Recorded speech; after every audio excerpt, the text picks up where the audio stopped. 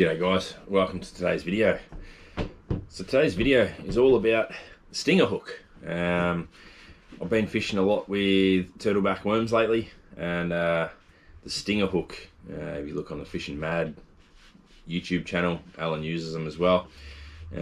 Jason Lane makes them, and yeah, decided to make some of my own. So I'm going to run through pretty much how important the stinger hook is when you're fishing with turtleback worms, whether you're chasing flathead, whiting, snapper, you name it. Stinger hook comes in handy, and the one I've made is pretty simple. I just wanted to show everybody at home how to make them, and how I make them, what jig heads I use, what hooks I use, and yeah, I'll give you a rundown, and then you at home can make them as well. That got hit on the drop. On a little pinky. They're ravenous, and he's caught on the stinger hook. He beauty. So I didn't have that stinger hook on there, I wouldn't have got that fish. There you go. Caught on the stinger. I'm hoping there's some bigger models around than that, but a little salmon. Bloody salmon.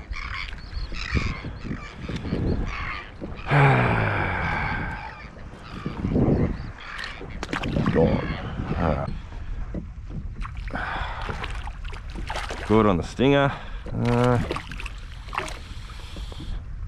Yeah, you beauty. Not legal, so well. Look at that, pinned perfectly with that stinger hook. Couldn't ask for a better hookup.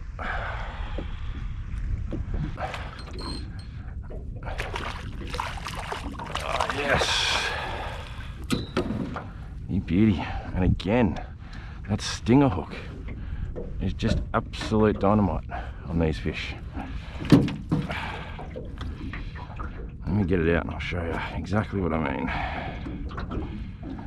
Look at that. But yeah, stinger hook again, and that's got to be the biggest whiting of the day, 100%. So these jig heads I made up myself, and they've got a little stinger hook in the back. So the idea is, if there's fish down there, even the little pinkies, they like to take the tail of the turtleback worms. So the idea is, stinger hook goes in the back half of the turtleback, and if something comes along and takes the tail, hopefully that stinger hook will pin him in the jaw. So go camo on this one.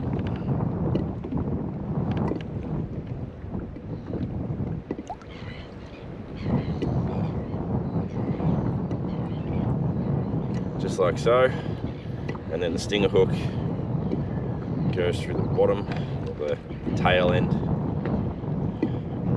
Doesn't have to go all the way through, you just got to pin it, just so that if something grabs it, there you go, just like that, and that's still going to swim normally. They're really, really easy. I don't usually make them with fluoro 20-pound monoline, but this is just so that you guys at home can see how I make them.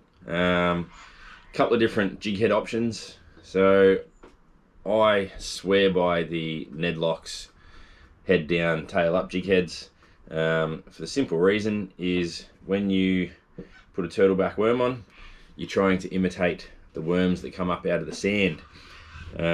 So head down, tail up, exactly as it sounds. Turtleback worm goes on there, tail up in the air.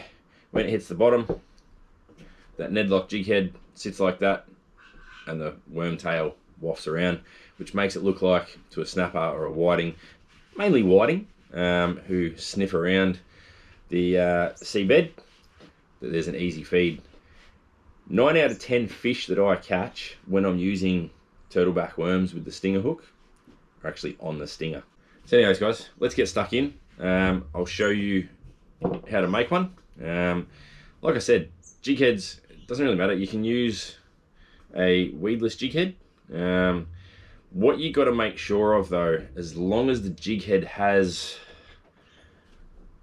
a lure keeper. So you can see on this one, it's got a bit of the shaft behind the lure keeper itself.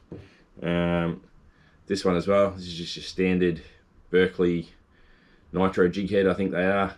You got a bit of the shaft of the hook in behind the hook keeper there, the lure keeper. And then the weedless one has as well. So you got the sinker there. So the idea with that is you want to tie a uni knot and then pull it tight onto that shaft. And what I mean by that is, so if you look at this one here, I don't know how well you're going to be able to see it, but on that shaft there is the knot. Now that doesn't go anywhere because you've got obviously the jig head on this side, but then you've got the weight there. So that's not going to slip off your hook anytime soon. So the idea is you want to make something that looks similar to that.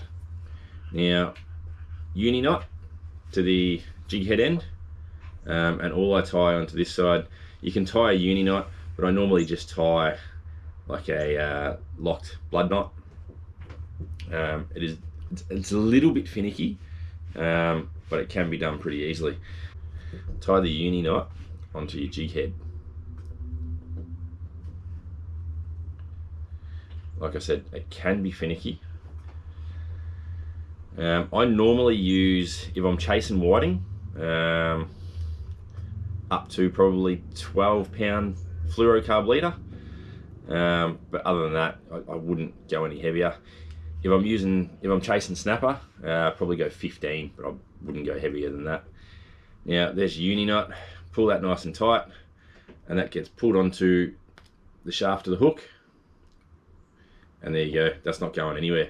So pull that tight, snip off the tag end as close to the shaft of the hook as possible.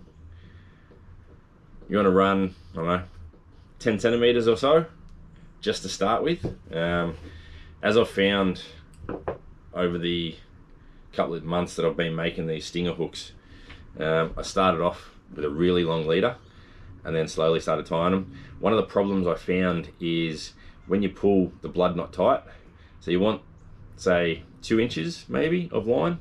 When you pull that blood knot tight, it slips just that little bit more. So you'll end up with, ideally, you want to end up about that far.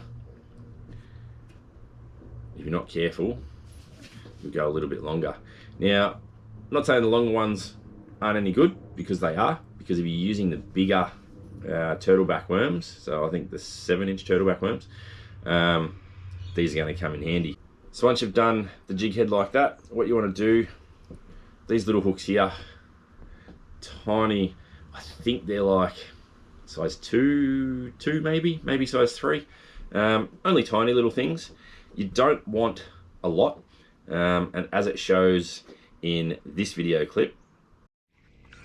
Oh Jesus, oh, what is that?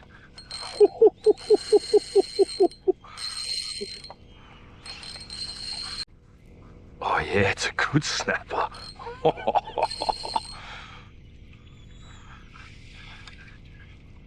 Oh, look at this thing. Look at this.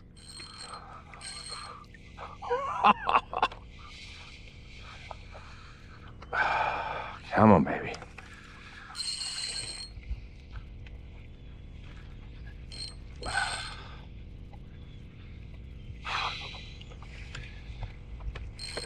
Oh no, he's on the stinger hook. Oh. Yes!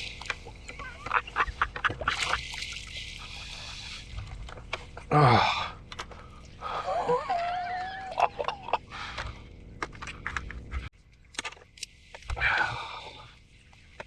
Oh my God. And he's caught, missed the jig head completely, and got him on the stinger hook right there in the corner of the jaw. Beautiful specimen. You'll see that this tiny little hook can catch an absolute monster of a fish. So what you want to do is go in through there, through the hook eye, tie your blood knot.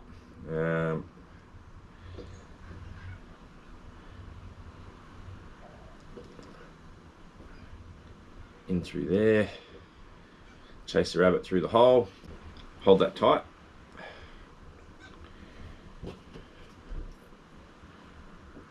Pull it tight there. Obviously cut your tag end off, and there you go. There is perfect little stinger hook and stinger rig ready to go for a turtleback worm. Now, like I said, stinger hooks, they work. It's as simple as that. Very simple to make, very cost effective. You just got to make sure you got the right jig head on hand. Have a look at some of the videos coming up, some of the fish that I've caught. And again, like I said at the start, if I didn't have that stinger hook, none of these fish would have been put in the boat. Yes. Oh, every rod's going off. Oh. Get in there, you dog. Yes. Oh. There you go. Look at that. Caught on the stinger hook. You ripper.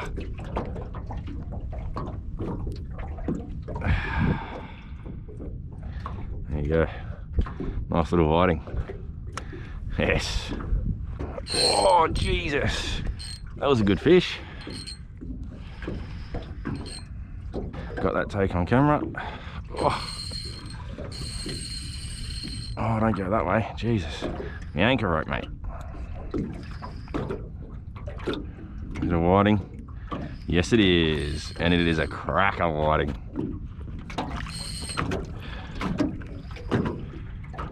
Oh, yes. Again, on the stinger hook. Yes. Stinger hook does the trick again. Look at that. Exactly as it's designed. You bloody ripper. There you go, guys. Another nice little ting. Biggest one of the day so far. You ripper.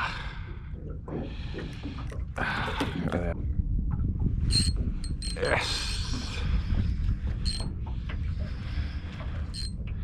Hooked himself, this fish. Is it a ting? Yes, it is. Yeah, I learnt from last time. Should always use the net. Why? Because without a doubt, the fish will drop off if you don't.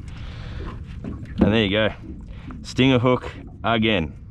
These stinger hooks that I've done on these jig heads are absolutely dynamite. You bloody ripper. So if you've liked today's video, guys, hit that like button below. If you haven't already subscribed to the channel, subscribe. I do try and put videos out every week, every fortnight. Look, the last 6 months have been pretty tough on us. Haven't really been out fishing a lot, and when I have been out, I haven't really caught anything. But that's fishing for you. Stay tuned to the channel. There are some interesting things coming on board shortly. And till next time, guys, see you on the water. Thanks for watching. Cheers.